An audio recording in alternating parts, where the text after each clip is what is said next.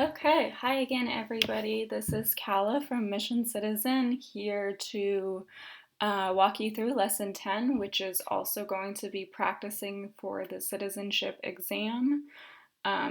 Most of today is going to be a mock exam that will be modeled after what the real civics test during your naturalization and interview will look like. So with that, I'll just get right into it. So first of all, I just want to start with a reminder about why even go through this whole complicated, confusing, somewhat difficult process of naturalization. So what are the benefits of citizenship? Some of these might sound familiar to you: the right to vote, the ability to run for public office, also eligibility for government employment and benefits, freedom from deportation, ability to travel out of the country for long periods of time, the ability to sponsor family members who are still living in other countries for green cards so that they can become permanent residents of the US if they would like, and the ability to pass US citizenship on to your children. If your children were not born here, but if you gain US citizenship before they're 18, they acquire citizenship through you, even if they're not born in the US. So that's another big benefit to citizenship if you have young kids. Okay, so now that we've thought about the benefits of citizenship, I'm just going to give you a quick reminder about what the civics test looks like. So you're going to be asked up to 10 civics questions verbally in English during the interview. Again, certain applicants are permitted to take the test in their native language using an interpreter, which that doesn't have to be a professional or someone you pay. It can be a family member, a friend who is fluent in both English and your native language. And if you would like more information on that, go ahead and go to the USCIS website, and you can find more information about exemptions to the English requirement. But anyways, on the civics test, you need to answer 6 out of 10 questions correctly. Those 10 questions will be chosen from a list of 100 potential questions, and we've studied all 100 of those questions in the first 8 lessons at Mission Citizen, so all of those questions should be familiar to you. And then the topics covered on the civics test include principles of American democracy, system of government, rights and responsibilities, the colonial period and independence, the 1800s, recent American history and other important historical information, geography, symbols, and holidays. So we have gone through all of those different topics throughout our lessons. They weren't kind of categorized in the same way, but we covered all of these topics throughout our time together. Okay, so now that I've gone through what the civics test looks like, just to remind you, I'm going to go ahead and get into our practice civics test. So if you're coming here from the Mission Citizen website at missioncitizen.org, then you will probably have seen the classes page of our website. And on that page, you will see a link to a mock exam and to a retake mock exam. So if you want to go ahead and print out at least that first mock exam and maybe even the retake too, so that you can follow along as we go over the answers to the civics test. So if you could go ahead and print that out, or you could just look at it on your computer and fill out the answers to all of those questions. So please go ahead and pause this video and do that for as long as you need, and we will go over the answers in a second. Okay. So, assuming you have paused and have done the test and unpaused, now we're going to get into the answers to the civics test. So, for question number 1, some states have more representatives than others because of the state's population, because they have more people, or because some states have more people. And any other rephrasing of that same meaning will also work. Those are all valid answers. For question number 2, the president is the commander-in-chief of the military. For question number 3, one reason colonists came to America is freedom, political liberty, religious freedom, economic opportunity, to practice their religion, or to escape persecution. And if you want my suggestion on which one is easiest to remember, I would just go with freedom, because most of those answers are just a more specific way of saying freedom. So that's kind of the big one. Okay, moving on to question number 4 out of 10. The war fought between the North and South of the United States was the Civil War. That's question number 4. And then for number 5, Martin Luther King Jr., you might also hear him called MLK or MLK Jr., fought for civil rights or worked for equality for all Americans. Either of those answers will work. You can also say something like he was a leader in the civil rights movement, and that would also be valid, because that's just restating what these two phrases mean anyways. And then question number 6, the name of our national anthem is the Star Spangled Banner. Okay, so now if you have answered questions 1 through 6 right at this point, if this was your real interview, they would probably stop asking you questions now because you have passed your test. But if you got any wrong, you still have a couple of chances left to get another of the last 4 questions right, so don't even worry about it. So for question number 7, the Constitution sets up the government, defines the government, or protects basic rights of Americans. Any of those answers will work. And moving on to 8 through 10, for question number 8, there are 3 branches of government: legislative, executive, and judicial. 3 branches. Okay, and then for question number 9, one right or freedom that comes from the First Amendment is freedom of speech, freedom of religion, freedom of assembly, freedom of the press, and freedom to petition the government. You only need one of those freedoms, so any of those will work. And then for question number 10, the very last question, one of my state's U.S. senators right now is Ron Wyden or Jeff Merkley. Either of those names will work. And just make sure that you double check that those are still your senators right before you take your test, just because senators can change from time to time when it's an election year, and you have to have the most recent updated senator for that question. Also, if you're taking the test in another state, like say maybe you are taking it in Washington, then you'll need to look up the Washington senator. But other than that, that answer should be good. So there are your 10 questions to the Practice Civics Test answer key. That should give you a good idea of how much more studying you would need to do to be able to pass your civics test part of your naturalization interview.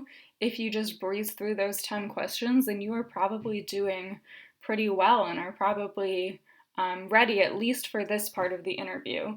And if you did not, I would recommend that you just continue studying. You can continue looking at the slideshows on the Mission Citizen website. And also we have another retake test that I'll get into just after this one that might be helpful for you. But yeah. Okay, so moving on. If you didn't get at least 6 out of 10 answers correct, or again, if you just want more practice, I would recommend you do our civics retake. So this one you can also find on the website under the classes tab. It's on the top right corner. So although most people pass the civics test part of their naturalization interview, if you don't, you get one more chance to redo the test before you need to resubmit your N400 application for citizenship along with that $725 fee and start the process over again, which would be a real bummer because that's a lot of money and you work so hard at all 10 of these Mission Citizen classes. So I don't think that would happen for most of you, but It's always a possibility, and it might give you peace of mind to know that you do have one chance to redo the test. The same thing is true of the English test. So if you don't pass either the reading or writing parts of the English test, then you have the opportunity to redo that before you have to pay again. And you will just take that one part that you didn't pass.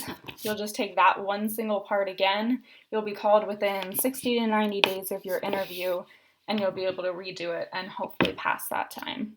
So if you would like to do the retake, either because you didn't pass the practice test we just did, or because just because you want more practice, you can also save it for later if you would like.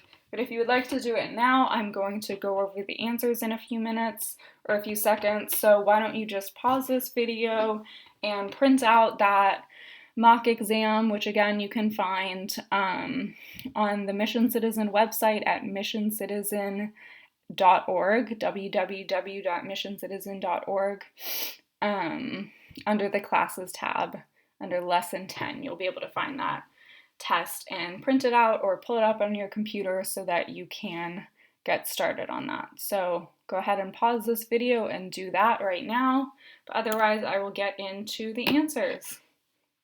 So for question number 1 on the retake practice civics test, we vote for the president in the month of November.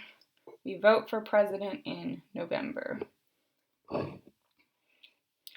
For question number 2, one state that borders Canada is Alaska, Maine, New Hampshire, Vermont, New York, Pennsylvania, Michigan, Minnesota, North Dakota,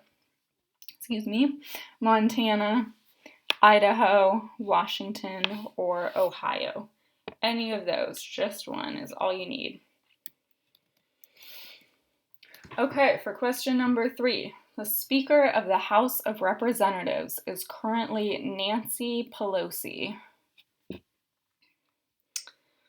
And again, you just want to make sure you're staying aware of the news. If any of this changes during an election, the Speaker of the House can change.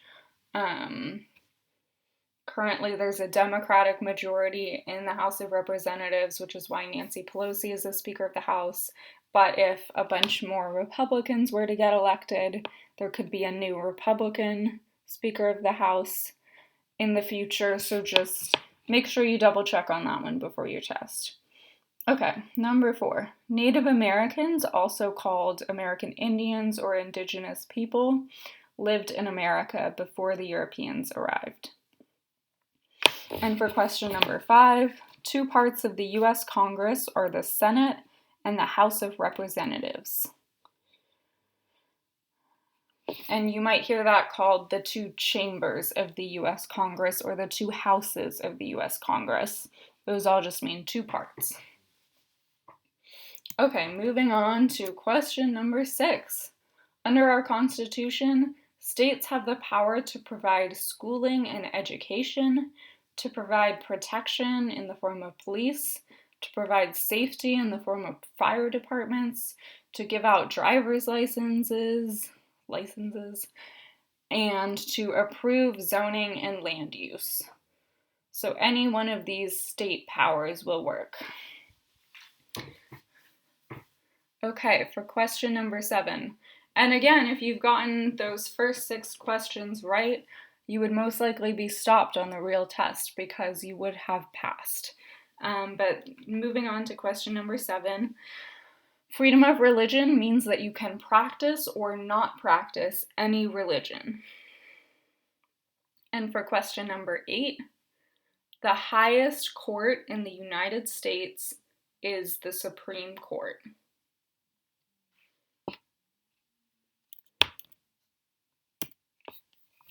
For question number 9, terrorists attacked the United States on September 11th, 2001, which is also commonly called 9/11.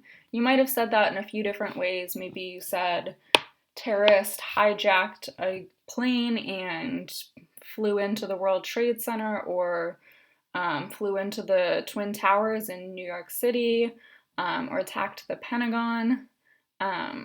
Any of those are just more specific ways of saying that terrorists attacked the United States on September 11th, 2001. So they will all be good answers during your interview. And then for question number 10, George Washington is the father of our country. Okay, so there are the 10 questions for the civics retake exam. Hopefully, if you didn't pass the first one, maybe you passed this one. If not, just go ahead and go back into your studying, and you can feel free to come back to these tests later on. But yeah, that is pretty much all I have for you for this lesson number 10. So I'm just gonna breeze through. Again, if you have questions, feel free to email me at missioncitizen@gmail.com, and we'll get back to you.